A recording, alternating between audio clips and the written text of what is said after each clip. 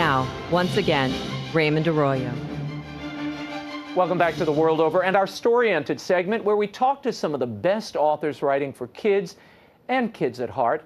He's the best-selling author and illustrator of the much-loved Zita the Space Girl series of graphic novels. He joins us tonight to discuss the art of storytelling and illustration and his latest picture book for kids, Nobody Likes a Goblin. Please welcome best-selling author and artist Ben Hatke. And everybody likes Ben Hatke. Yeah. Hi, Ben. Great to see you. Nice to see you. Tell me, what do you start with? I mean, this is a very, it's a two-part medium. It's not just words. Where do you start, with the words or the images? All of my books, I tend to start with two things. I start with a Word document or a text document of some kind on a computer or even in notebooks. And then I also have a story notebook or sketchbook. And so these are sort of two, it's almost like a left brain, right brain thing, because the sketchbook is really something that's there to basically catch ideas as they fall out of your brain. And so in the sketchbook, it's very free form, what a character looks like, silly ideas, lots of stuff that doesn't end up in the book, but stuff that's really rich, right? And then the text file is all about organization. The points of the story, getting through a full draft of the story, knowing the ending, knowing all the turns, all the everything. So you do that first. You structure both of those the things narrative. exist at the same time. You do them at the same time. Yeah, yeah. So I'm working on both at the same time, and then as I get more serious, as the book kind of takes shape, actually the outline becomes more important, and then. And the visual development kind of goes along at its own pace. And layout is important. Layout's important, but I try to have everything kind of set now before I start with finished art, because you can get into a lot of trouble. Because the art takes so much time. If you start out on finished art before you have really all the story beats worked out, all the story plan worked out, you can end up doing, and I've done this, all these extra terrible tangents. You do beautiful finished art that then doesn't fit into the narrative, or you say like, oh, that scene's not working, and you end up tossing all this work. Months of work. Yeah, and I've drawn pages that I really am happy with that don't work with the book. How long does it take you to come up with a page, you know, like these 2 pages? How long does this take, and what is this process like? That process is really fun. So I'm really falling in love with picture books. I love, with a graphic novel, there are so many pages. They end up being like 200 pages, my adventure stories. And so there's a lot of digital that goes on stuff. The picture books, I am watercoloring, so everything in that book is what you see is what you get. You do by hand? Yeah, everything in the book is just scanned. Like there's no digital correction even. So it's really fun. And I even took the original art up to New York. I didn't want to UPS it, and it was too big for my scanner. So I had to have them scan it, and I actually just brought it in hand up to them. I felt but the graphic novels you do on a computer? The graphic novels, I do the pages by hand, and then I scan them, and then it's just there's so much going on in each page that there ends up being a lot of correction. I'll swap a panel out, I'll redraw little bits, I'll do small corrections, all the coloring ends up being digital, and then I'm actually layering the text in myself. So I'm writing. A graphic novel is actually handwritten because I do my own. Handwrite all the lettering. I don't use a font, so I'll do the handwriting. But this, on the other hand, is a text, and then these illustrations that I do in watercolor and ink. And so one of those, it'll go from thumbnail sketch to full pencils. Full pencils go on a light box, get traced over onto watercolor paper, then inked, and then I put on really loud music, and I watercolor for a few hours. Yeah. Tell me, what's the most challenging thing about creating a picture book? The most challenging thing about a picture book to me is the constraint of the page count. For publishing purposes, they're 4 pages folded over make a signature in a book, and you can only sew so many signatures in. And so if you go past 32 pages, you're up to 48, and so then you're like a little beyond what a picture book should be. So you really have to keep it there. You have to keep it in this very tight range. And so picture books tend to feel more like poetry, whereas an adventure story is more like, I don't know, prose or something like that. It's long, and you can do asides, you can do funny little jokes. Picture books, it's very constrained, so every word has to count, every bit. I want to talk about you for a moment as an artist, as an author. Your father was an architect. You decided to go study in Florence. You decided not to go down the architectural path, though it was a consideration. I thought about it, I did. Why did you go to Florence, and what did you learn there that has shaped and colored your work today? When I was thinking about doing that, I had already been freelance illustrating and doing design work. One of the things that happened to me in college, one of the best things was somebody worked on the college magazine. This is Christendom College. Yeah, okay, Christendom. He said, and I think the statute of limitations is up on this story. Okay. He was working on the Christendom newsletter that goes out to parents and stuff like this, and he said, here's the key to my office. Why don't you, I've got Photoshop on my computer. Why don't you go, I think you should learn to use Photoshop. You can go up there at night and put yourself through. And there was a big manual, big boring Photoshop manual. But I did this, and I taught myself Photoshop, and it was like the best thing because I could pick up design jobs. I could design a book cover here, a pamphlet there. You know, so coming out of college, I had a little bit of a skill set for like design. Yeah. And so I had been, then I started doing some freelance illustration, and at one point I felt like I hit a wall, and I couldn't get beyond this. I couldn't get my work to where I wanted it to be.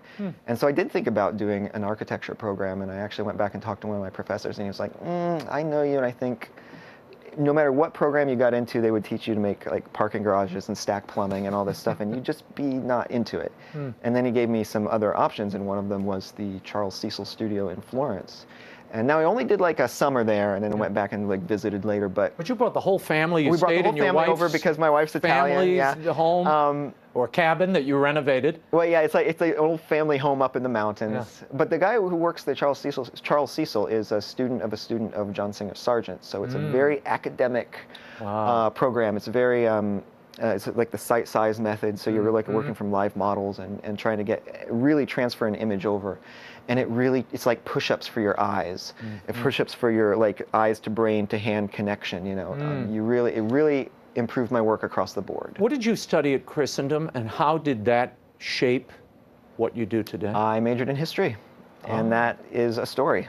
And I was very, very much into Dr. Carroll's narrative history. He was very much the books that he worked on were very much narrative, very storytelling-based history. Sweeping very history. exciting, The Church of Europe, of America. It felt like a swords and sandals epic. You know, it was really exciting stuff, and I had been kind of into that before.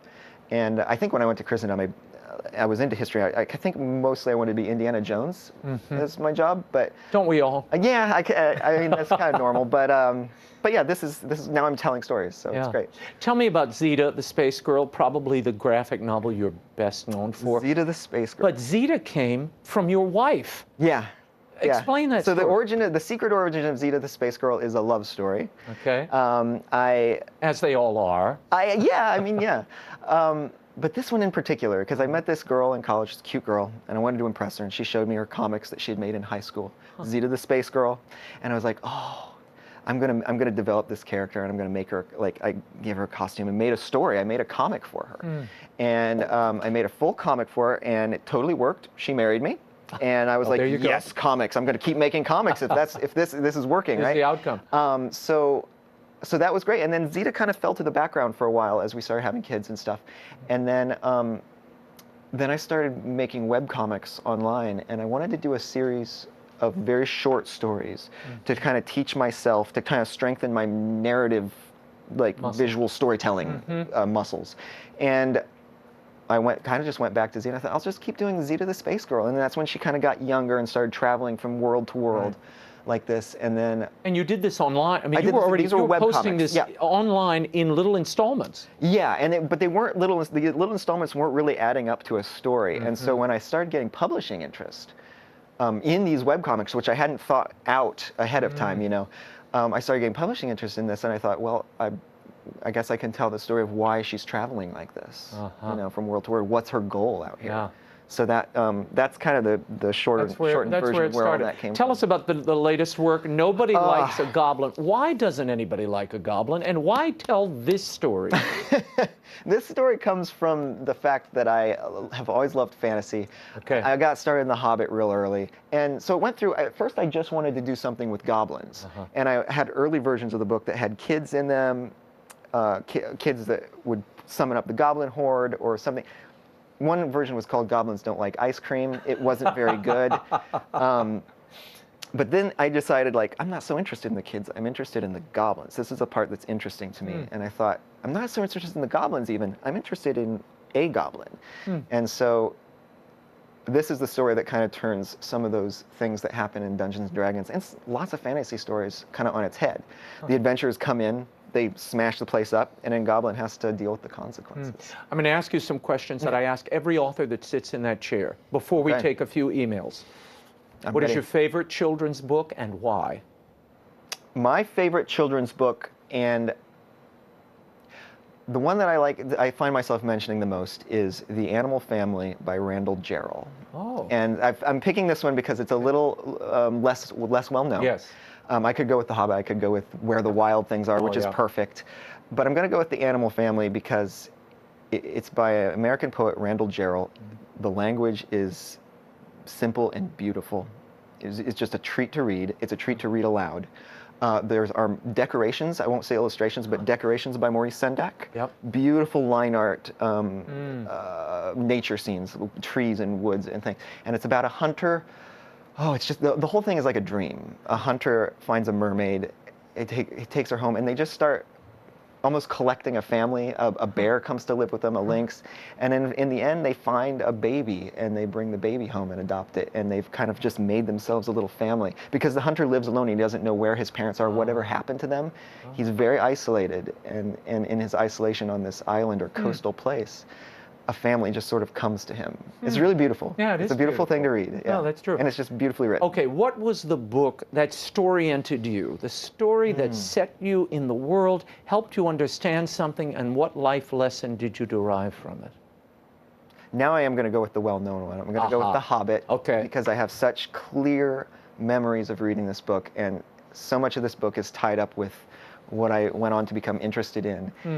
And so many things I remember doing from my childhood were clearly based on that, like carving a stick with a Gandalf head in it. My grandpa had a farm and raised cattle on the farm. And one year my dad had the hides made into leather, right? Tanned into leather. And I think he had a plan to have a coat made or something like this.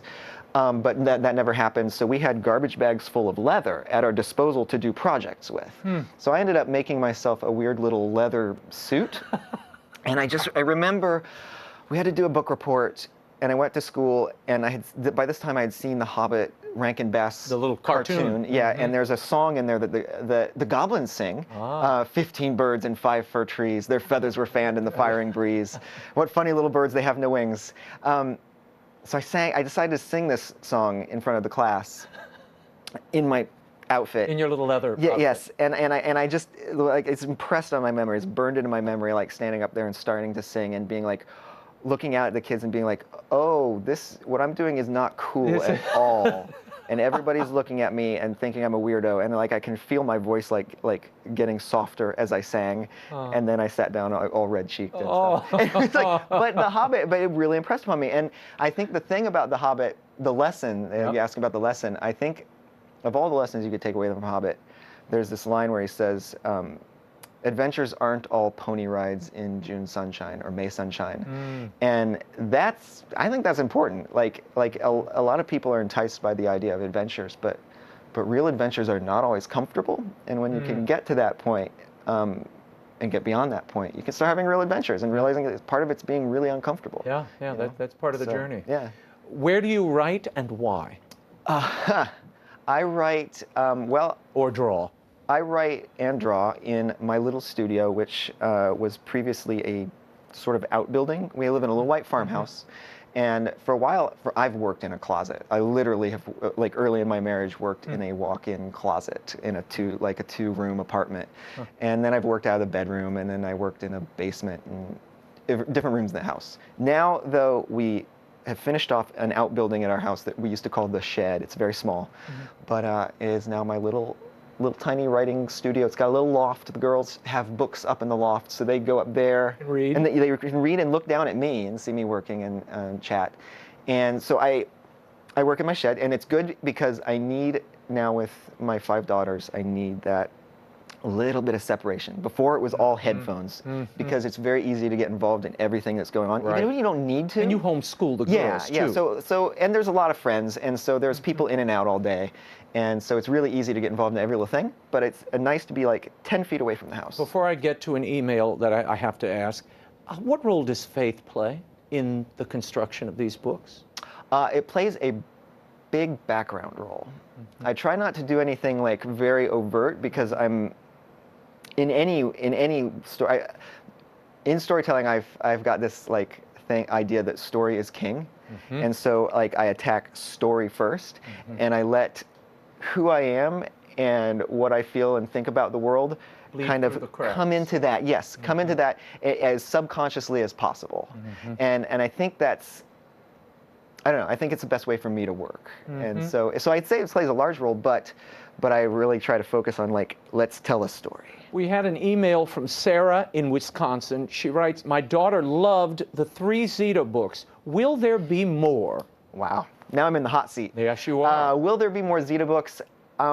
There will undoubtedly be more Zita stories. I'm not sure exactly if I can say what form that will take just yet because I've got a lot of projects coming up, and there are things that I want to get going.